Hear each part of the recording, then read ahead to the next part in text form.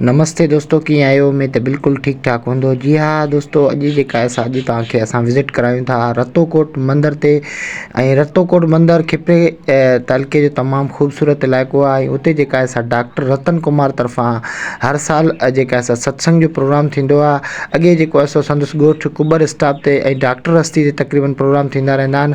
पर हिन दफ़े जेका असां ॾियारी जे हवाले सां हिकिड़ो ॾियारी फेस्टिवल बि आहे ऐं सत्संग प्रोग्राम आहे। संदसि गुरु जी जेका आहे मढ़ी आहे जेका आहे रतोकोट मंदर उन ते जेका आहे प्रोग्राम रखियो वियो आहे। ऐं उते जेके आहे तमामु बहितरीनु जेका आहे भंडारो साहिब बि आहे। उनखां अलावा काफ़ी सारा जेके पूरी सिंध मां प्रेमी आहिनि, अचो त उन्हनि खां हाल अहिवाल असां हिन वक़्तु मौजूदु आहियूं खिपरो लॻे रतोकोट मंदर ते।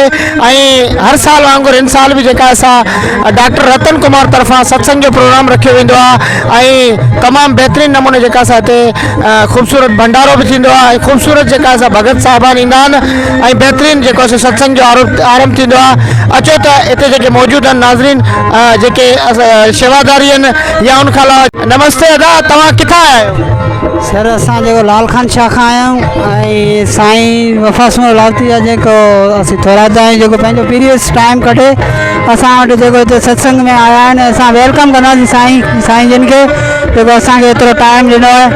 ऐं इहो सत्संग जेका हर साल डॉक्टर साहिब जो हूंदो आहे ऐं उन में जेका मोस्टली जेके बि पंहिंजा शेवादारी आहिनि उहे पंहिंजो कमु कंदा रहंदा आहिनि। ऐं महिरबानी साईं जिन जा जेको असांखे पंहिंजो टाइम ॾिनो आहे। हिकिड़ो बहितरीनु जेका असां शेवादारी दोस्त असांजो साईं मिसरी लाल मारवाड़ी साहिबु, ॾिसूं था छा थो चवे सत्संग जे बारे में। जी दादा।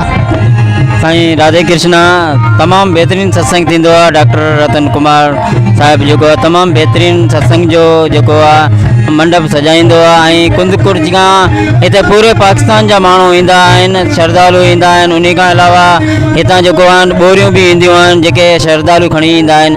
ऐं तमामु सॼी राति भंडारो सत्संग ऐं हरि कीर्तन हलंदो आहे। तमामु बहितरीनु प्रोग्राम थींदो आहे। ऐं तमामु प्यारा प्यारा असांजा संत बि ईंदा आहिनि जेको हिते हिसो वठंदा आहिनि ऐं पंहिंजे सुरनि जो राग जेको आहे हिते विखारींदा आहिनि। महिरबानी, धन्यवाद।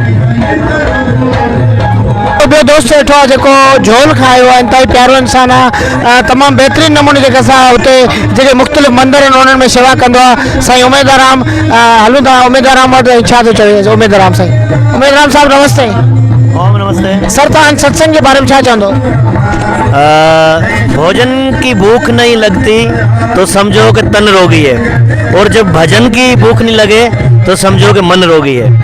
तो आउं सत्संग के पिंडाल पहिरियों दफ़ो आयो आहियां। सनातन संस्कृति में सत्संग तमामु मान करे लिखियो आहे। तमामु वधीक जेको आनंद अची रहियो आहे। हरि कीर्तन हली रहियो आहे। तमामु हिते जी शेवा डॉक्टर रतन कुमार जी जेका तमामु बहितरीनु हिकिड़ी शेवा जो प्रोग्राम हो। ऐं असांखे हिते अची ॾाढो सुठो लॻो। परमात्मा दर दुआ करूं था त जेको आहे जिन एतिरो वॾो प्रोग्राम रखियो आहे उन्हनि खे भंडारा भरे ॾियो। जय श्री राम। जी त असां वटि हिकिड़ो ॿियो साधू दोस्त वेठो आहे ऐं जेको तमामु परे खां पंधु करे आयो आहे। जी अदा रंजीत कुमार, तव्हां छा चवंदा आहिनि सत्संग जे बारे में? जय श्री कृष्णा। सभ खां पहिरीं त अदा वापसि मुरलावती तव्हांजी वॾी महिरबानी जो तव्हां पंहिंजी ID जे थ्रू तव्हां पंहिंजे विलोक जे ज़रिए हिकिड़ो वीडियो ठाहियो पिया जेका यादगार आहे। बिल्कुलु असां झोल खां जेके आया आहियूं। हिते जेको दोस्त आहे असांजो महान भगत बि आहे, गुरु गोरखनाथ जो चेलो आहे, डॉक्टर रतन कुमार भील, जेको हर साल वांगुरु जेको वीचारो सुठे नमूने खां हिकिड़ो सत्संग जो आयोजन कंदो आहे। जेको हिन दफ़े हिन जेको प्रोग्राम रतोकोट मढ़ी मठ ते कयो आहे तमामु बहितरीनु। ऐं काफ़ी जेके असांजी भील कम्यूनिटी जे जेके माण्हू आहिनि हिते पहुची चुका आहिनि।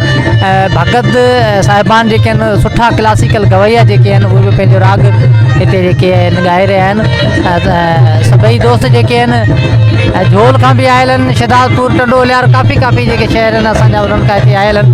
उन्हनि सभिनी दोस्तनि जी वॾी महिरबानियूं। ऐं डॉक्टर रतन कुमार भील जे लाइ असां प्रार्थना कयूं त भॻवान हिनखे आबाद ऐं ख़ुशि रखंदो। माता हिनखे वधाईंदी त हर साल वांगुरु ई जेके अहिड़ा प्रोग्राम कराईंदो रहंदो। जय श्री कृष्ण, महिरबानी। जी अदा, तव्हां हिन सत्संग जे बारे में छा चवंदो? ये डॉक्टर रतन हमेशा सत्संग भलो कंदो आहे। हिते सॼी राति भंडार छॾियो ऐं सुठा भगत ईंदा आहिनि। हिते सॼी राति सत्संग चालू हूंदो। महिरबानी। जी ॿियो हिकु दोस्त असांजो वेठो आहे, उनखां पुछूं था त हिन सत्संग जे बारे में तव्हांखे छा थो ॿुधाए? जी साईं राताराम साहिबु छा चवंदा आहिनि? राधे कृष्णा, राधे राधे। साईं सत्संग ॾाढो सुठो थियो आहे। रतन रा दास रे महिरबानी आहे जेको संतां री शेवा करे ऐं भॻवानु करे हर कंहिं माण्हू में अहिड़ी श्रद्धा आहे जेतिरी रतन डॉक्टर शेवा करे रहियो आहे। संतां ने साईं इनाम सुठे नमूने सां ॾिए पियो ऐं जेको ई संत आहे पियो उहा शेवा श्रद्धा सुठे तरीक़े सां करे पियो।